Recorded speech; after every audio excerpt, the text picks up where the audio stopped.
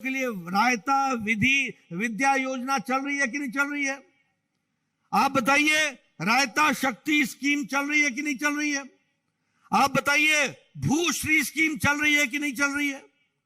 तो double engine की सरकार होती है तो बोमई साहब भी काम करते हैं और हमारे मोदी जी का जो आशीर्वाद है वो पूरा का पूरा कर्नाटक को मिल रहा है। इस बात को समझना चाहिए। लेकिन मैं ये भी कहूंगा, अभी ये अपर भद्रा के लिए 5300 करोड़ रुपए प्रोजेक्ट के रूप में दिया है। उसी तरीके से आप बताइए, इतने सालों से आप लगे थे, हमारे लंबानी और कुरबा हट्टी के लिए रेवेन्यू विलेज बना दिया कि नहीं बना दिया? रेवेन्यू विलेज बनाया कि नहीं बनाया? उनको अधिकार मिला कि नहीं मिला? इस बात को भी समझना चाहिए। लेकिन एक बात मैं आपको बताना चाहता हूं कि जब कांग्रेस की सरकार और जेडीएस की सरकार थी तो किसान सम्मान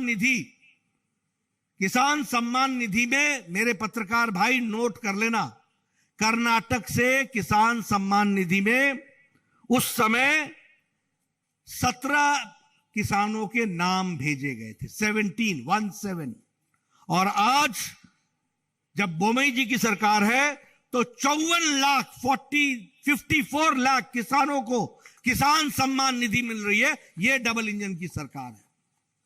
ये जो आपके यहां शिमोगा में एयरपोर्ट बनकर के तैयार हो गया, ये शिमोगा का एयरपोर्ट बताइए सिद्धारमैया ने रोक दिया था कि नहीं रोक दिया था? इसका काम इसको रोक दिया गया था। जब डबल इंजन की सरकार आई तब ये चला। आयुष्मान भारत को उसको भी ढीला कर दिया था। उसी तरीके से प्रधानमंत्री आवास योजना को भी सिद्धारमैया जी की सरकार ने उसको भी स्लो डाउन कर दिया था। यह आपको ध्यान में रखना चाहिए। अभी प्रधानमंत्री आवास योजना में 4 करोड़ घर बन रहे हैं और उसमें से प्रधानमंत्री गरीब कल्याण अन्न योजना में 4 करोड़ लोगों को 2 वक्त की रोटी का इंतजाम हो रहा है। 5 किलो चावल या 5 किलो गेहूं, 1 किलो नमक देने का इंतजाम अगर मोदी जी ने किया है तो बोमई साहब ने उसको 4 करोड़ जनता तक पहुंचाने का काम कर्नाटक में किया है। यह हमको समझना चाहिए। इसलिए डबल इंजन की सरकार का आवश्यकता है। दूसरी बात, सामाजिक न्याय की। आप बताइए, हमारे एससी भाइयों को 2% का रिजर्वेशन एक्स्ट्रा मिला कि नहीं मिला? मिला कि नहीं मिला?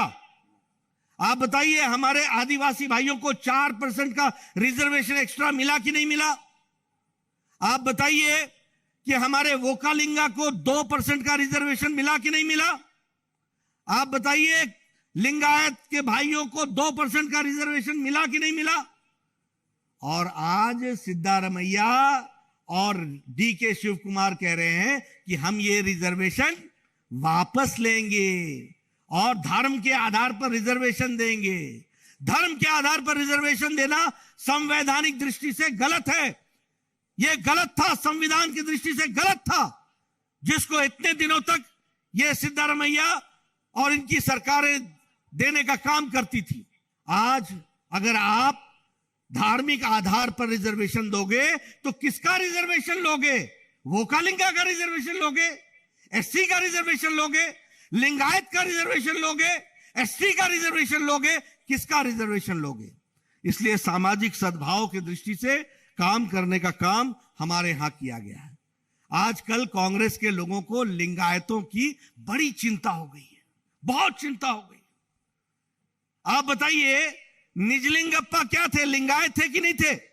उनको बेइज्जती करके निकालने का काम किसने किया था? आप बताइए, ये पाटिल साहब जो मुख्यमंत्री थे, उनको बेइज्जत करके निकालने का काम किसने किया था? कांग्रेस की सरकारों ने किया था। आज बहुत बड़े आप हितैषी लिंगायत के बनते हैं। मित्रों, यह चुनाव हमारे दीपक को जिताने का है और दीपक कलसा में जलाने का है, उसको आगे बढ़ाने का है। इस बात को हमको सोचना चाहिए।